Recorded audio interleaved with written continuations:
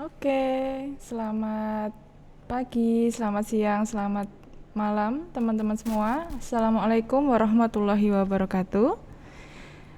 Selamat datang di mata kuliah analisis laporan keuangan bersama saya Dewi Ika Oktavia di pertemuan yang kedua. Oke, di pertemuan yang kedua ini kita akan bersama-sama membahas atau mengupas tuntas mengenai konsep dasar dari analisis laporan keuangan. Nah, sebenarnya di pertemuan yang pertama kemarin kita sudah mencicil beberapa subbab yang harusnya dimasukkan ke konsep dasar, tetapi kita sudah mencicil mengenai skema. Kemarin kita sudah membahas mengenai skema yang inputnya apa, output, dan prosesnya apa. Kemudian kita juga sudah membahas mengenai siapa sih yang membutuhkan laporan keuangan. Nah, sekarang kita akan melanjutkan membahas mengenai konsep dasarnya. Kita awali dengan membahas mengenai prosedur analisis laporan keuangan. Oke, dalam menganalisis laporan keuangan, yang harus kita lakukan itu pertama kita harus paham dulu. Apa sih prosedur yang harus dilakukan? Apa sih langkah-langkah yang harus kita lakukan dalam menganalisis laporan keuangan? Nah, di sini saya ambil dari buku Kashmir tahun 2011. Nah, di sini lengkap ya, ada 7 prosedur atau 7 langkah yang saya tampilkan di PowerPoint. Nah, sebenarnya masih ada sumber lain, mungkin beda, tetapi yang akan saya sampaikan di sini dari buku Kashmir tahun 2011. Oke, kita mulai pembahasan prosedur analisis yang pertama, memahami latar belakang data keuangan perusahaan. Nah, dalam menganalisis laporan keuangan, kita harus paham dulu latar belakang dari perusahaan. Mungkin kita mulai dari model bisnisnya seperti apa, sektor bisnisnya, mungkin skala bisnisnya, atau produk yang dijual itu kita juga harus tahu. Sistem penjualannya bagaimana, harus cash atau bisa cash, bisa kredit, kemudian cara pencatatan atau pembukuannya seperti apa. Nah, kita harus tahu seluk-beluk, intinya itu kita harus paham dulu seluk-beluk dari perusahaannya seperti apa. Nah, ini kemarin sebenarnya sudah saya jelaskan ya. Saya minta untuk teman-teman pas di tugas kelompok itu di bab pendahuluan, saya minta untuk teman-teman menjelaskan latar belakang dari perusahaannya itu. Nah, ini yang saya maksud dari latar belakang perusahaan. Bisa dari modal bisnisnya, bisa dari produk yang dijual apa saja. Kalau di perusahaan jasa, mungkin teman-teman harus paham dulu pendapatannya itu dari mana. Nah, seperti itu. Kemudian prosedur yang kedua, teman-teman harus paham mengenai kondisi-kondisi yang berpengaruh pada perusahaan. Nah, ini bisa kondisi-kondisi yang dimaksud itu bisa dari faktor inflasi atau mungkin dari tarif pajak yang selalu berubah-ubah. Kita juga harus update ya mengenai informasi-informasi terbaru. Kemudian mungkin bisa dengan kita tahu tingkat suku bunga, atau yang paling kejadian yang luar biasa kemarin ya selama tahun 2019 sampai 2020 itu tentang COVID ya. Nah, ini tidak mungkin perusahaan itu tidak terpengaruh dengan kejadian ini. Pasti ada pengaruhnya terhadap perusahaan. Nah, itu teman-teman harus paham dulu kondisi-kondisi yang saat itu berpengaruh itu apa. Nah, ini contohnya tadi ya. Oke, selanjutnya mengumpulkan data keuangan dan data pendukung yang diperlukan selengkap mungkin. Nah, untuk data keuangannya ini bisa berupa laporan keuangan, yaitu laporan keuangan bisa laba rugi, perubahan modal, bisa posisi keuangan, arus kas, maupun catatan atas laporan keuangan. Kemudian data pendukungnya kemarin juga sudah saya jelaskan, mengenai bisa dengan rekap piutang, rekap utang, dan lain-lain. Nah, ini kita kumpulkan dulu datanya, baru kita masuk ke prosedur yang keempat atau langkah yang keempat mengenai pengukuran atau perhitungan dengan teknik analisis tertentu. Nah, teknik analisis ini yang akan kita pelajari setiap pertemuannya mulai di pertemuan yang ketiga ya. Nah, langkah yang keempat ini kita mulai untuk menganalisis laporan keuangan menggunakan alat. Nah, alat yang dimaksud di sini adalah teknik analisis. Bisa dengan analisis komparatif atau perbandingan, bisa dengan teknik analisis tren, common size, mungkin rasio nanti setelah UTS, bisa dengan analisis kredit dan lain sebagainya. Banyak sekali teknik analisisnya, tergantung kita memerlukan pakai apa. Kemudian yang kelima, melakukan perhitungan dengan memasukkan angka-angka yang ada dalam laporan keuangan secara cermat. Ini simple sih. Intinya dari laporan keuangan itu kita pindahkan angka-angka ke dalam rumus-rumus yang ada di teknik analisis. Misalnya yang banyak rumusnya itu di rasio ya. Mungkin misalnya gross profit margin, kita pengen tahu gross profit marginnya berapa. Nah, angka-angkanya itu dimasukkan. Bisa dari laba kotor, kita masukkan angkanya, kemudian dibagi dengan penjualan atau omsetnya. Itu contohnya ya. Untuk yang selanjutnya, yang keenam, memberikan interpretasi terhadap hasil perhitungan dan pengukuran yang telah dibuat. Nah, ini hasil dari perhitungan kita interpretasi. Jadi, dari data mentah, kita coba cari tahu kenapa dan alasannya itu kenapa bisa turun atau kenapa bisa ada kenaikan, itu apa. Coba kita interpretasi, kita jelaskan alasannya apa, seperti itu. Kemudian yang terakhir, membuat laporan tentang hasil analisis dan memberikan rekomendasi yang dibutuhkan. Nah, ini tugas seorang analis itu outputnya adalah laporan ya, laporannya tentang hasil analisis yang sudah mereka lakukan.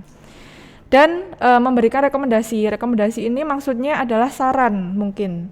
Saran dari analis untuk manajemen. Nah, nanti pihak manajemennya lah yang melakukan pengambilan keputusan. Seperti itu. Selanjutnya kita akan bahas mengenai asumsi dasar. Jadi pada umumnya dalam menganalisis laporan keuangan perusahaan itu kita menggunakan dua asumsi. Jadi di sini saya ambil dua asumsi ya. Yang pertama accrual basis, yang kedua going concern.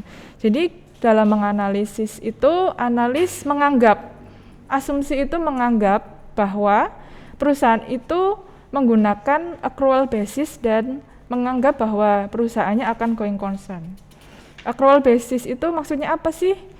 Nah, di sini dijelaskan bahwa accrual basis itu pengaruh transaksi dan peristiwa lain diakui pada saat kejadian dan bukan pada saat kas atau setara kas diterima atau dibayar. Maksudnya apa? Maksudnya saya misalkan saja ketika ada transaksi, misalnya tanggal 1 Januari ada transaksi penjualan barang secara kredit ya. Nah, penjualan barang secara kredit itu kan jurnalnya kalau cash itu kas pada penjualan. Tetapi kalau kredit itu kas pada piutang pada kas. Piutang pada penjualan, maaf. Piutang pada penjualan. Nah, misalnya di sini menggunakan secara kredit ya penjualannya. Nah, pada saat itu juga kita langsung catat jurnalnya bahwa sudah terjadi penjualan secara kredit, yaitu jurnalnya piutang pada penjualan. Nah, itu langsung kita catat pada saat itu.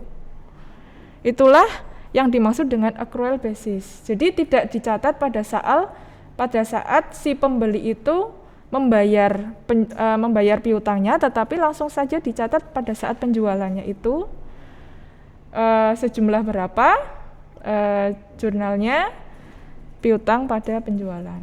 Itu yang dimaksud dengan accrual basis. Kemudian kita asumsikan juga seorang analis itu ketika menganalisis laporan keuangan menganggap bahwa perusahaan itu akan melanjutkan usahanya di masa depan.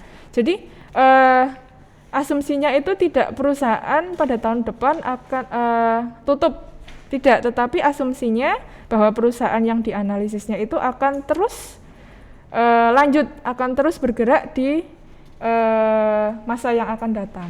Jadi terus gitu. Itu asumsi dasar dari analisis laporan keuangan. Kemudian selanjutnya kita membahas mengenai tujuan analisis. Nah, di sini saya mencantumkan ada 5 tujuan analisis laporan keuangan. Yang pertama mengenai screening. Nah, screening ini intinya untuk keperluan keputusan investasi atau merger. Dengan kita menganalisis laporan keuangan, si analis dan manajemen itu bisa mengambil keputusan apakah perusahaan ini akan investasi atau akan merger. Seperti itu. Kemudian yang kedua forecasting. Nah, tujuan analisis laporan forecasting ini adalah untuk meramalkan kejadian di masa depan. Maksudnya apa? Contoh, misalnya kita melakukan teknik analisis menggunakan komparatif ya. Pada tahun 2019 biaya gajinya itu misalnya 56 juta. Kemudian tahun 2020 jadi 70 juta. Nah, itu berarti apa? Berarti kita bisa melakukan forecasting di tahun 2021. Kita kira-kira apakah di tahun 2021 itu ada kenaikan biaya gaji atau tidak? Ataukah dengan cara apa? Dengan cara kita coba melihat labanya. Kita coba lihat labanya, oh ternyata labanya itu di masa yang akan datang ada kemungkinan naik nih. Berarti keputusannya apa? Oh, berarti kita masih mampu untuk menaikkan juga gaji dari karyawan. Nah, seperti itu maksud dari forecasting. Kemudian yang ketiga, diagnosis. Nah, diagnosis di sini adalah untuk mengetahui masalah yang ada di perusahaan. Oke. Diagnosis untuk mengetahui masalah yang ada di perusahaan. Dengan kita menganalisis laporan keuangan, kita jadi tahu nih sebenarnya masalah apa sih yang sedang dihadapi oleh perusahaan. Seperti itu. Kemudian selanjutnya evaluation. Evaluation di sini maksudnya adalah mengevaluasi dari kinerja manajemen. Nah, di evaluation ini kita bisa tahu kinerja manajemennya seperti apa. Nah, ini biasanya dibutuhkan oleh owner ya, oleh pemilik dari perusahaan biar mereka itu pengen tahu sebenarnya kinerja manajemen di perusahaannya selama ini seperti apa.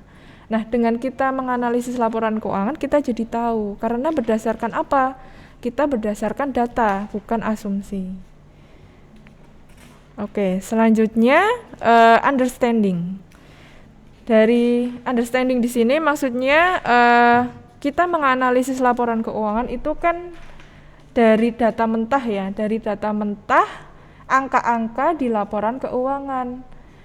Kemudian kita jadikan outputnya itu suatu informasi. Nah, maka dari itu kita jadi mengerti, oh ternyata seperti ini ya kondisinya perusahaan.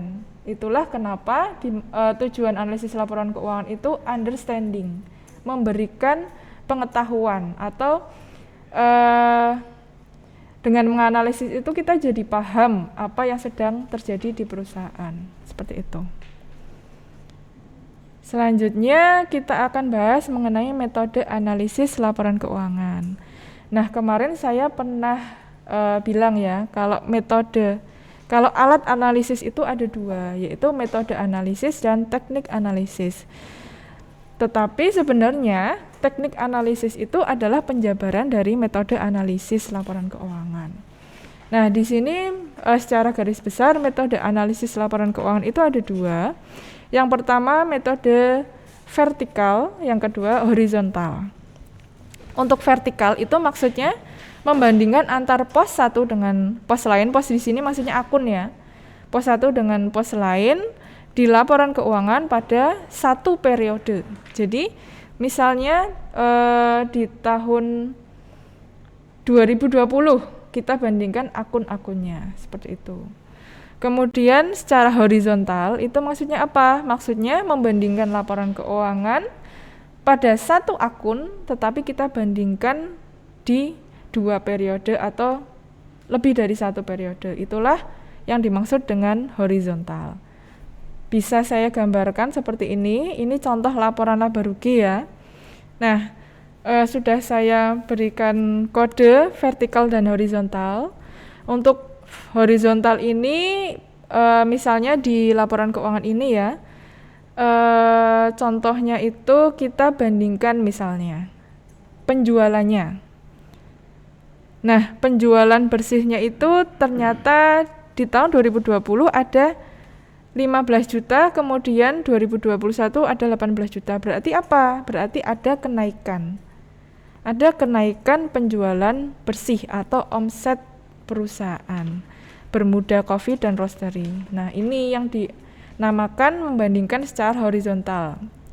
Dari tahun ke tahun dibandingkan pada akun yang sama. Kemudian untuk secara vertikal kita bandingkan di tahun, misalnya di tahun 2020 ya. Kita bandingkan penjualan bersih dengan laba kotor misalnya. Karena untuk untuk vertikal ini nanti penjabarannya adalah teknik analisis rasio. Nah, kalau teknik analisis rasio itu nanti akan secara vertikal. Jadi kita gunakan satu periode tetapi kita bandingkan akun-akunnya. Itu nanti setelah UTS ya, tapi saya gambarkan dari sekarang saja. Oke, untuk vertikal itu misalnya tadi gross profit margin. Kita pengen tahu gross profit marginnya perusahaan berapa. Ya kita bandingkan saja dalam 1 tahun atau 1 periode. Misalnya di tahun 2020. Nah, di tahun 2020 ini kita bandingkan laba kotor dengan penjualan bersih. Berarti 7 juta dibanding dengan 15 juta itu berapa? Nah, nanti kemudian tugas seorang analis itu menganalisis atau menginterpretasikan hasil pengukuran itu. Seperti itu. Kemudian untuk yang horizontal itu nanti penjabarannya akan menjadi teknik analisis komparatif, teknik analisis tren, dan teknik analisis common size. Nah, 3 teknik ini akan menggunakan metode secara horizontal, sedangkan untuk teknik analisis rasio nanti akan penjabarannya dari metode yang vertikal. Oke, mungkin di pertemuan yang kedua sudah saya jelaskan ya, ini konsep dasar dari analisis laporan keuangan.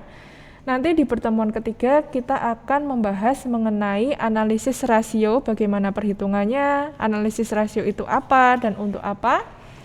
Oke, sekian pertemuan kedua bersama saya di analisis laporan keuangan. Sampai jumpa di pertemuan berikutnya. Wassalamualaikum warahmatullahi wabarakatuh.